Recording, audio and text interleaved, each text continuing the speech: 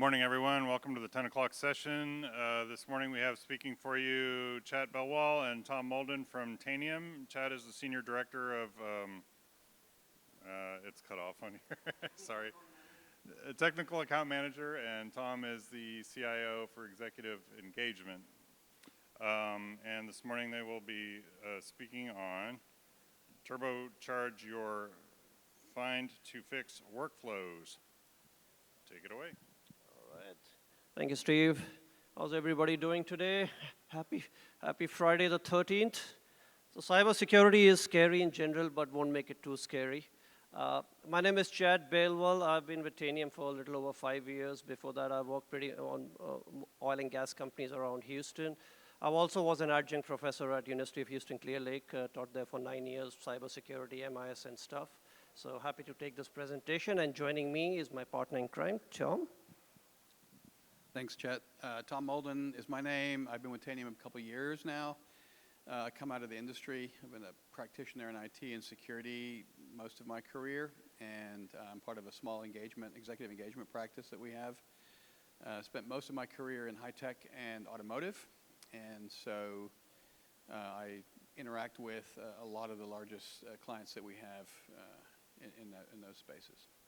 Thanks. All right, thank you, Tom.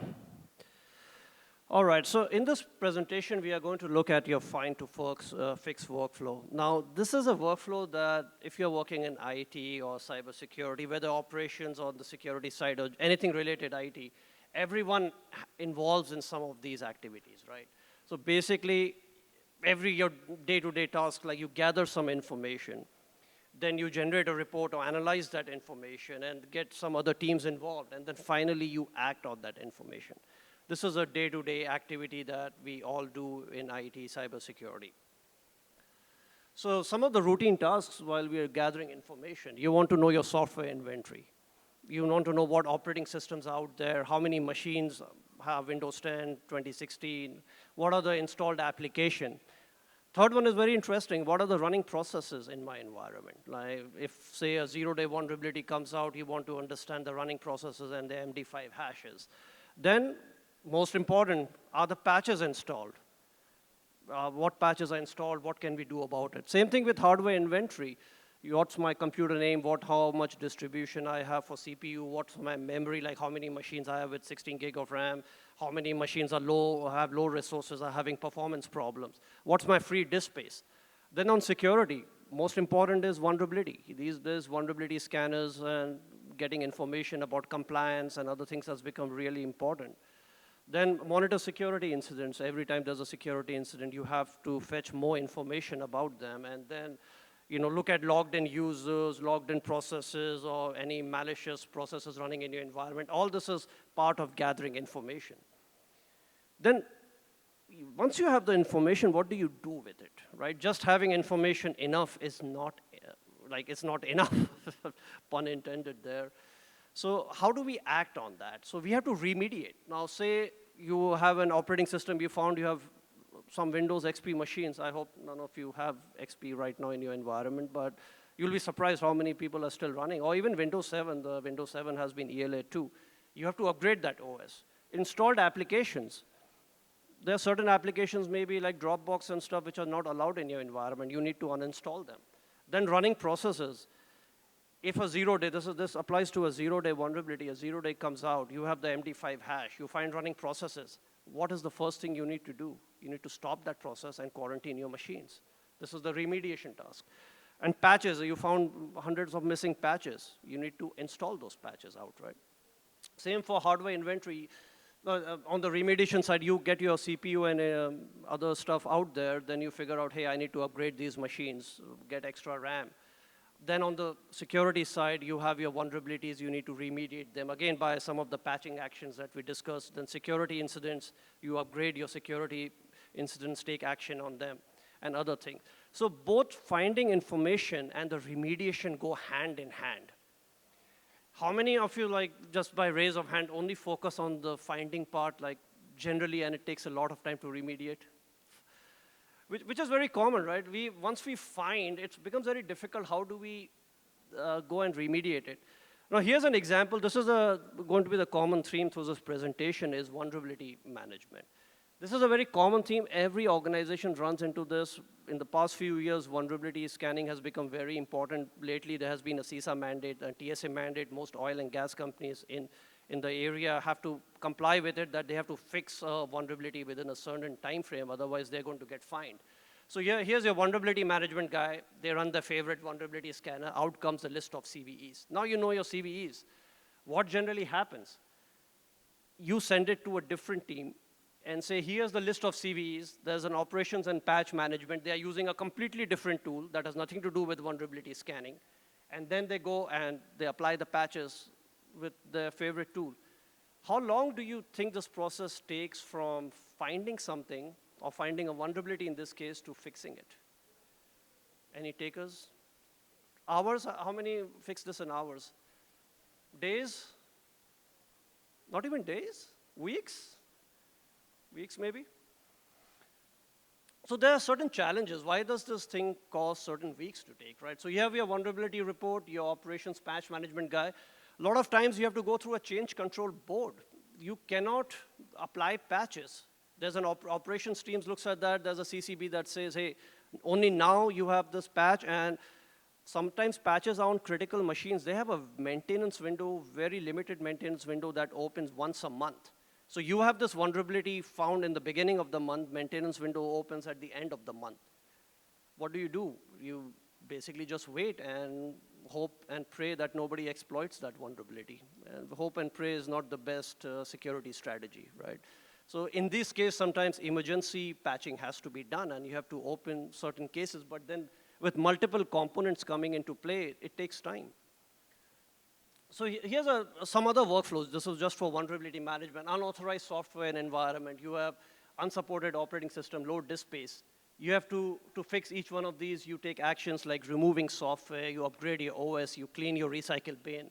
This is for the space one. Add AV exclusions if there's a performance problem or other issues going on. Change your configuration file. If there's a security incident, you quarantine, you kill certain processes, collect forensics artifacts. These two things go hand in hand.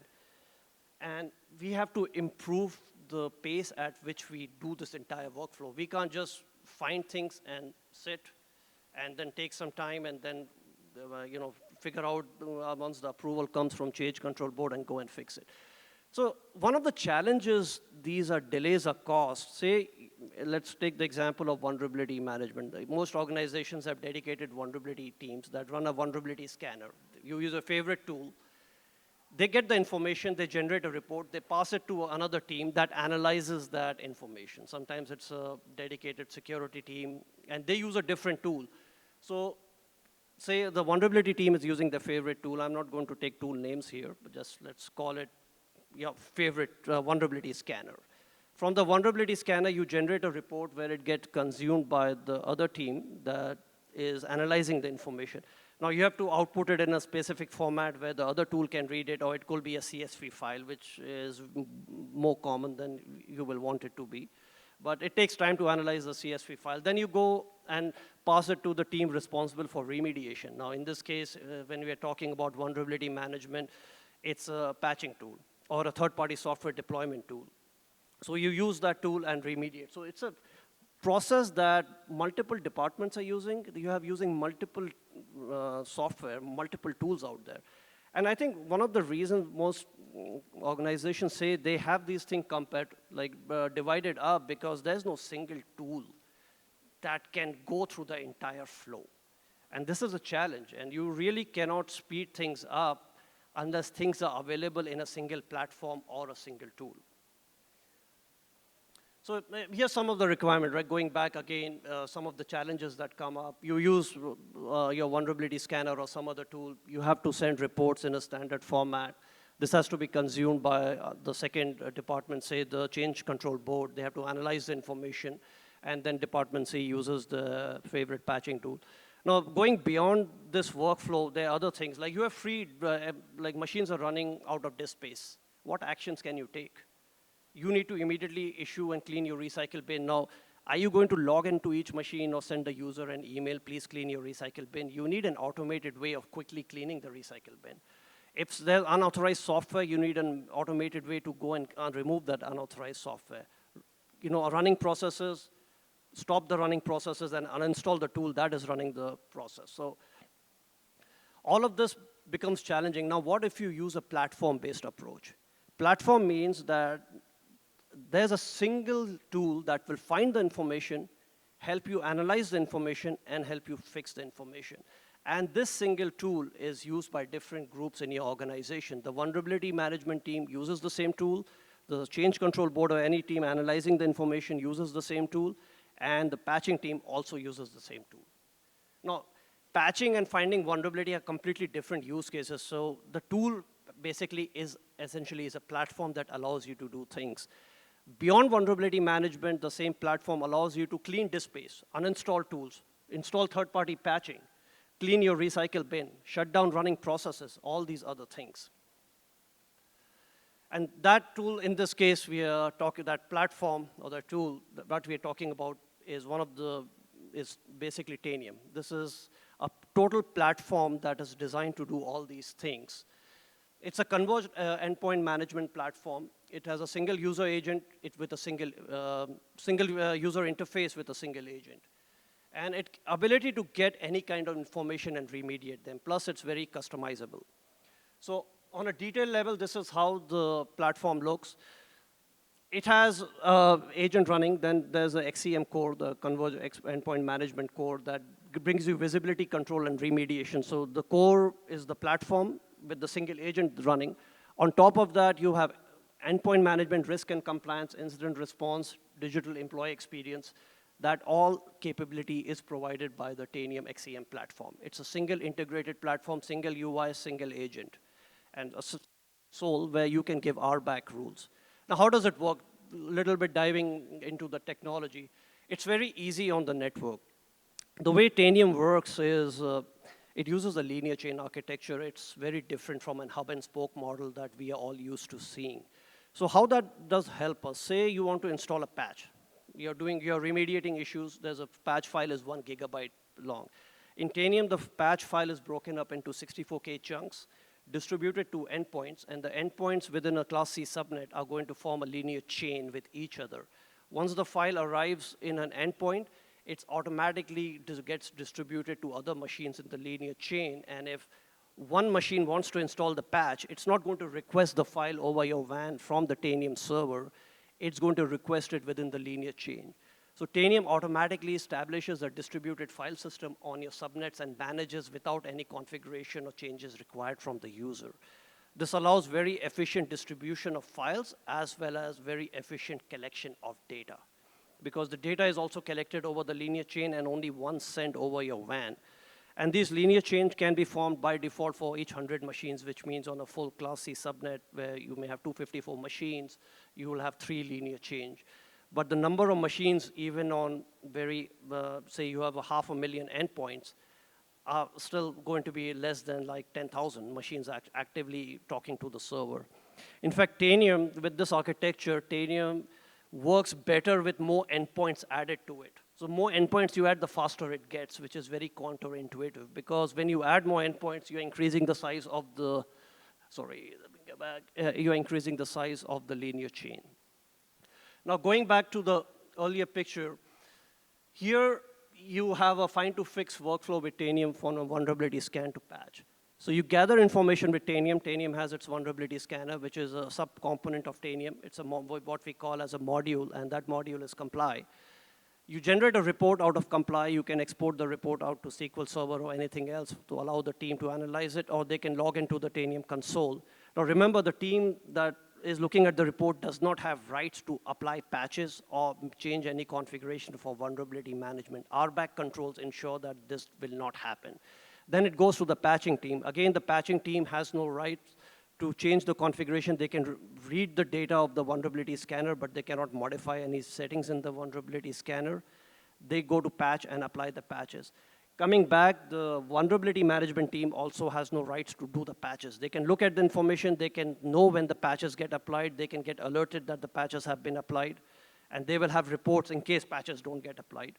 but all of this can be controlled now. In a really good scenario, you may want to give vulnerability management the right to patch it if it's an emergency patch.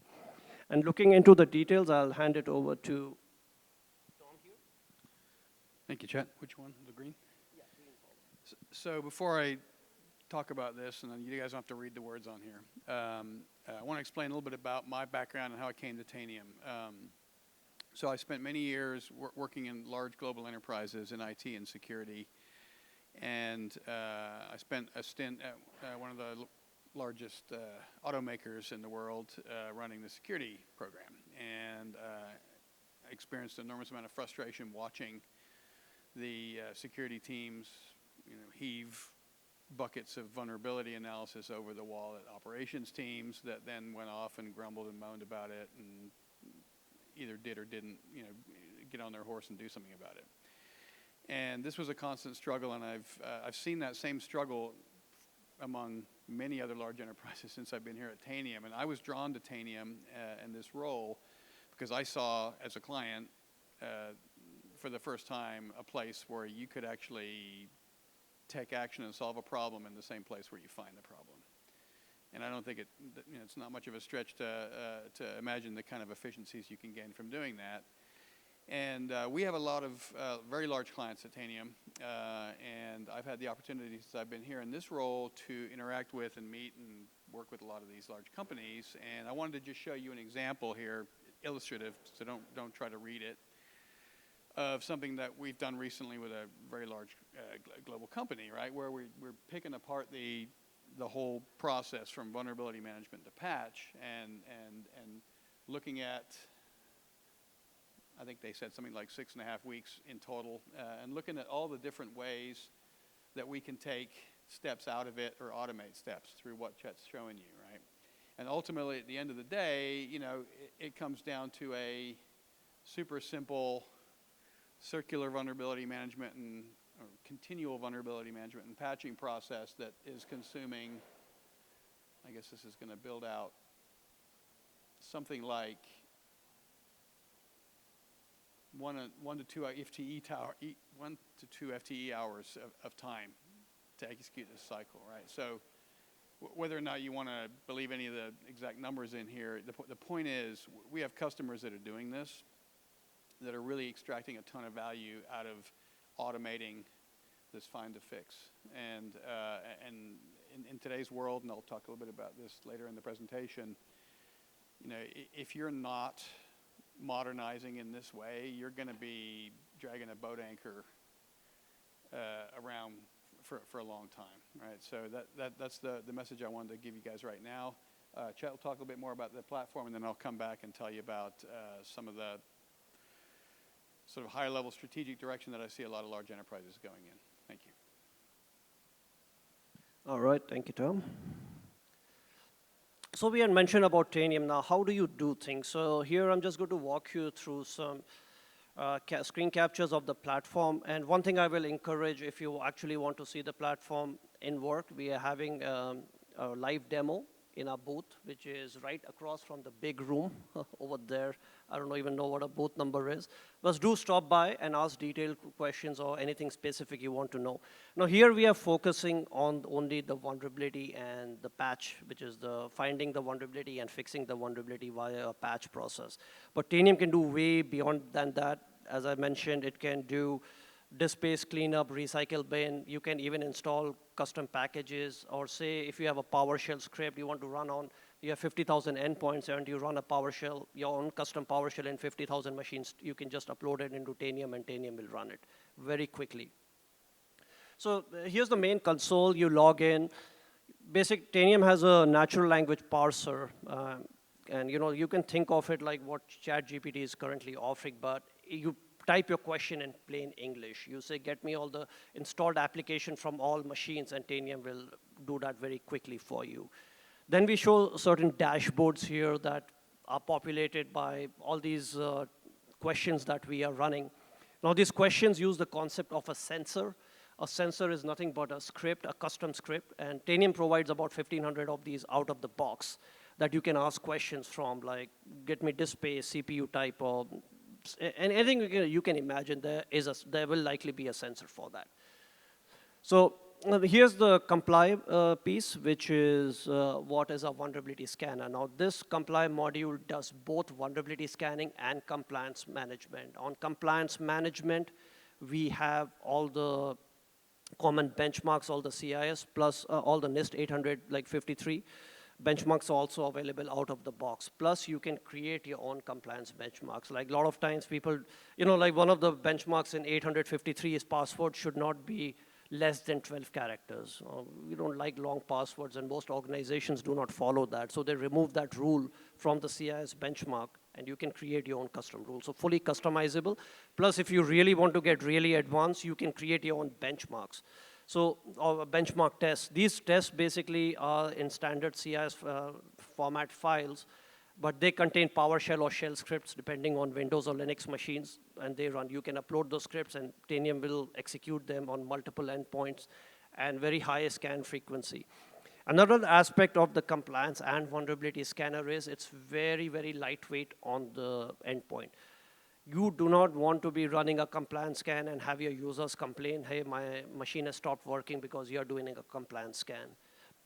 So Tanium has a configuration setting where you can set, hey, do not take more than one core of the CPU, and it's going to adhere to that. And even though the scans will take time, right? Like if you're scanning for 10,000 CVEs and you say one core, it will take 2-3 hours. You're going to get the result, but it will just go at a slow pace. But anyway, you can still run multiple scans per day, which is what most of our customers actually do. For critical vulnerabilities, you want to know in real time if it's getting remediated, so you run scans multiple times a day. Now, don't run it like every 4 hours or something, but multiple times, I'm saying like 2-3 times a day. That's feasible. Most general use cases, about every 7 days, once a week. Regulatory requirements are more like 30 days, but people want to be proactive, and because of the lightweight architecture and the lightweight resource consumption on the endpoint resources, we are able to run scans very frequently. So here it shows you your compliance exposures and then the vulnerability exposures.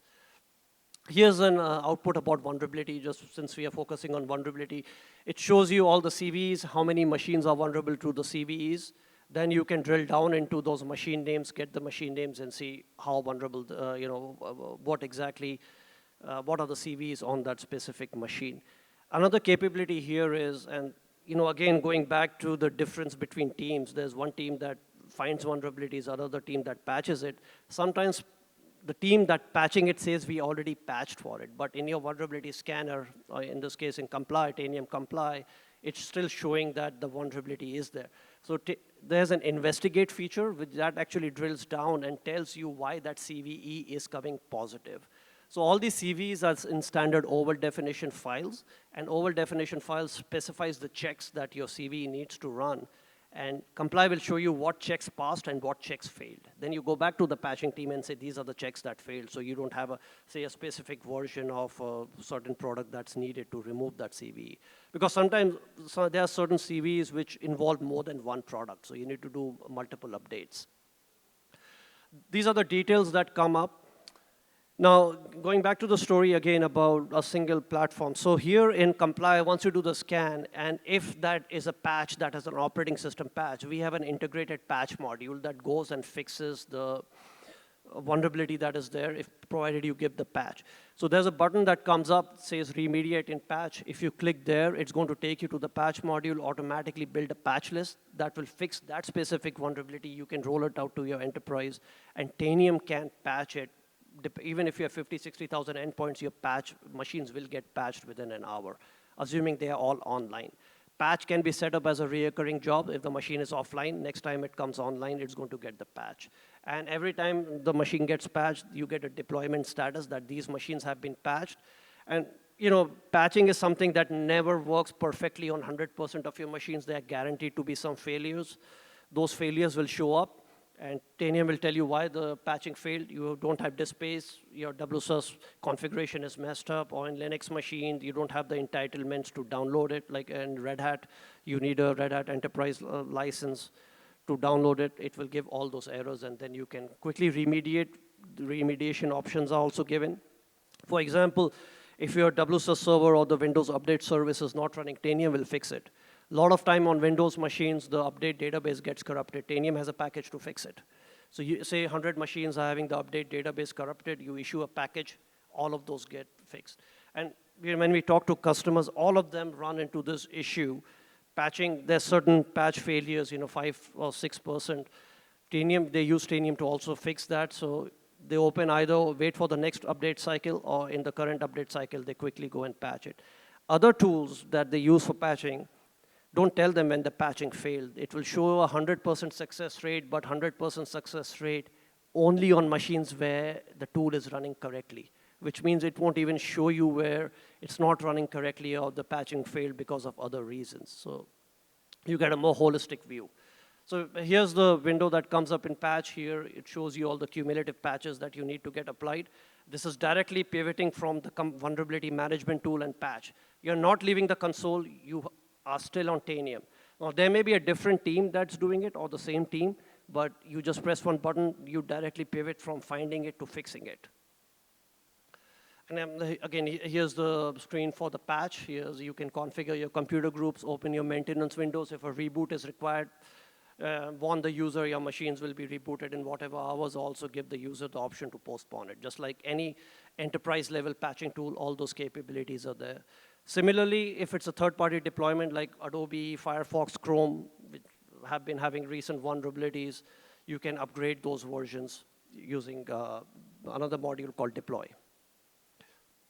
Now here's another one, like finding running processes. So here you go and ask a question, get Tanium running processes from all machines that are online right now. You get a real-time picture of every running process. You can select one. So I selected PowerShell, and if I click on deploy action, I can deploy an action to kill the PowerShell process. You can actually, in real time, kill all the running processes in your whichever you decide on the machine.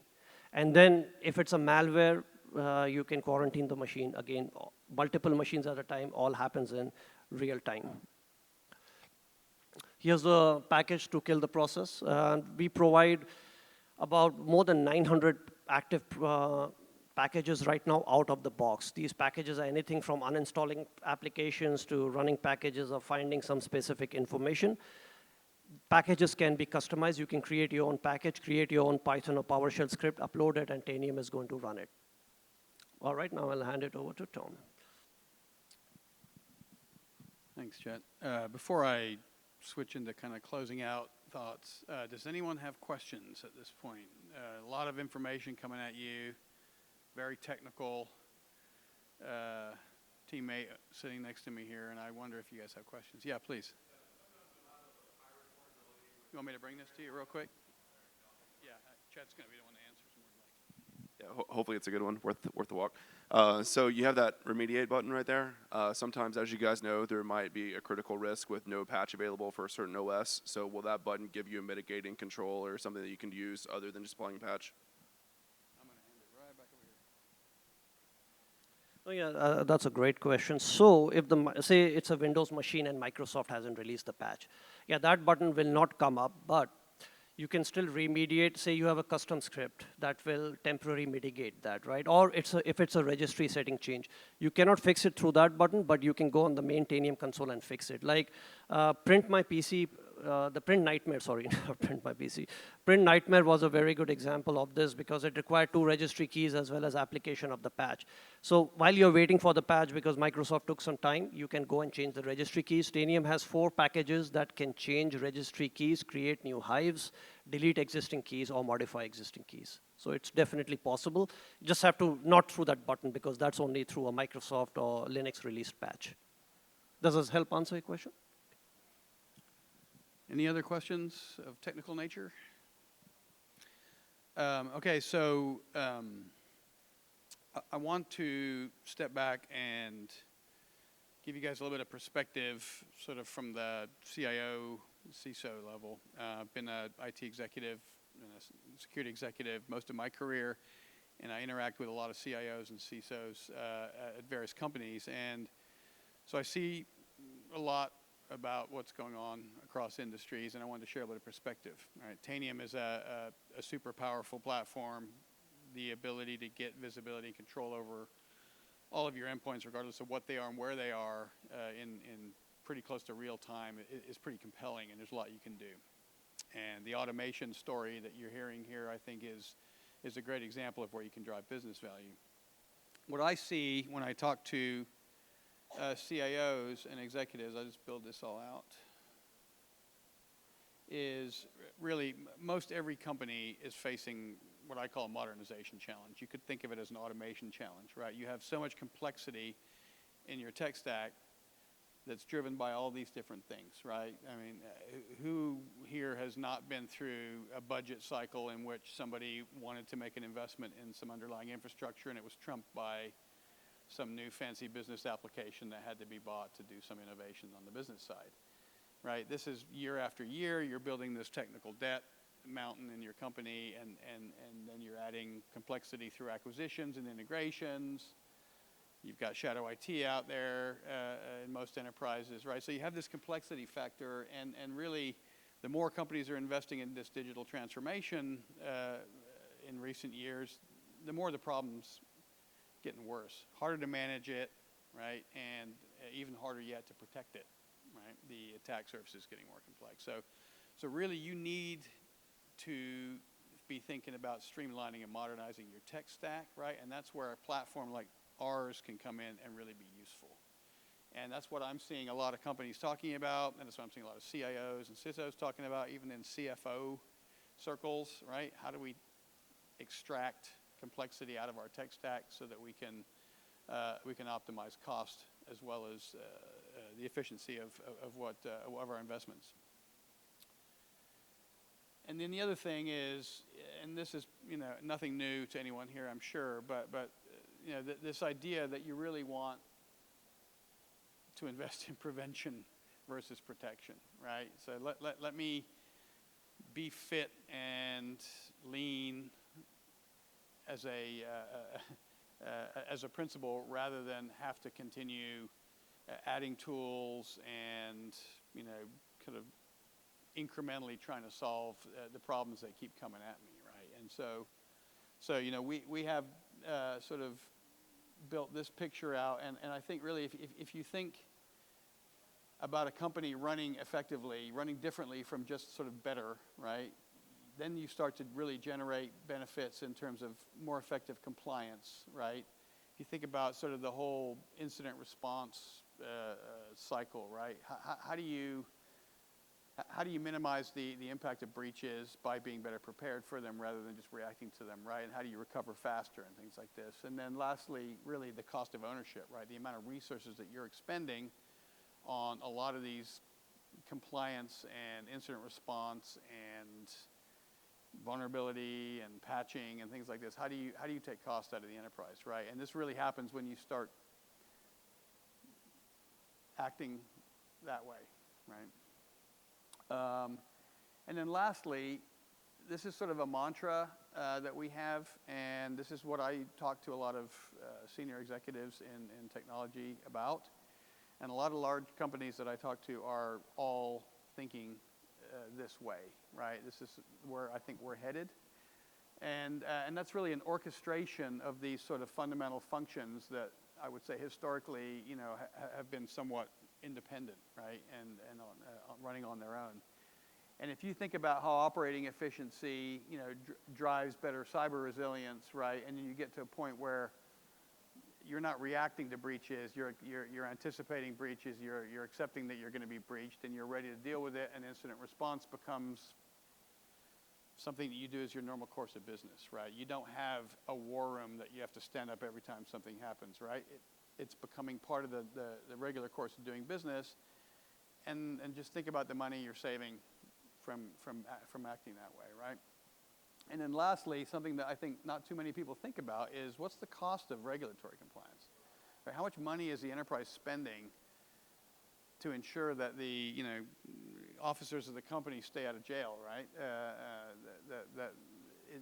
There's no question about a requirement for regulatory compliance in a budget cycle, right? It goes to the top of the list. And when an audit comes, people drop what they're doing and they go deal with the audit. It has to be done, right? And so you have this cost that the company is carrying to deal with regulatory compliance, and depending on what your industry is, that could be a significant amount, right? And if you're doing these things sort of in an orchestrated fashion, right, then you shouldn't really be dropping everything. You should be doing these compliance activities as a regular course of business, the same way that you're dealing with incidents, right? And then the whole machine starts to work more effectively. And at the end of the day, you know, you're taking cost out while at the same time mitigating risk, reducing risk, right? So you know, what I want to, I guess, send the message in closing here is, you know, as you're thinking about the efficiencies you can gain from automating these workflows, right? Fixing the things where you find them at the same time that you find them, right? Ultimately, compliance, incident response, these don't need to be things that you do extra and on top of everything else that they're doing. They just become part of what you do, right? And you become much more efficient and effective, and the dollars flow back into the enterprise to be reused in ways that you'd prefer to use them. And I'm seeing this, like I said, in many of the companies that I talk to, and I encourage everyone to be having this conversation also in your companies. And if you've got questions about any of this stuff, come see me or come see Chet. If you want to know what Tanium does in great detail, we've got some really great technical resources out here as well. Our booth is just in the middle over there, and we'd love to talk to you. Questions? Anyone got a question of me? You want to challenge anything I'm saying here?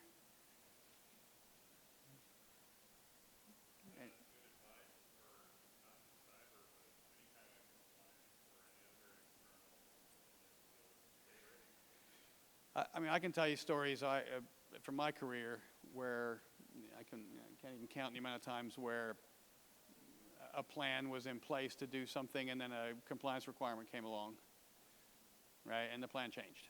And there was no debate, right?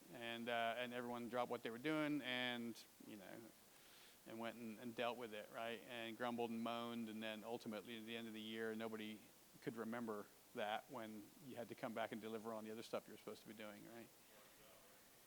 And I don't know, I'm pretty sure everyone here has been involved in a war room or an incident or some sort of, you know, event like that, right? You know, how many hours of people's time are being consumed, right, in panic mode, and then in sort of reaction mode, and then in, you know, fix mode, right? If you're doing this as part of your course of business and you're really in this, you're at the gym all the time, staying fit and healthy, it becomes a lot easier, right? And the enabler for all of that is a platform like ours that allows you to do all these things at lightning speed in the same place.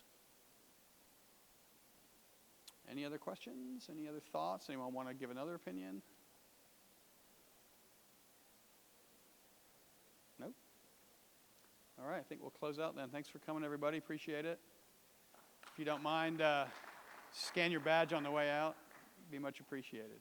Thank you.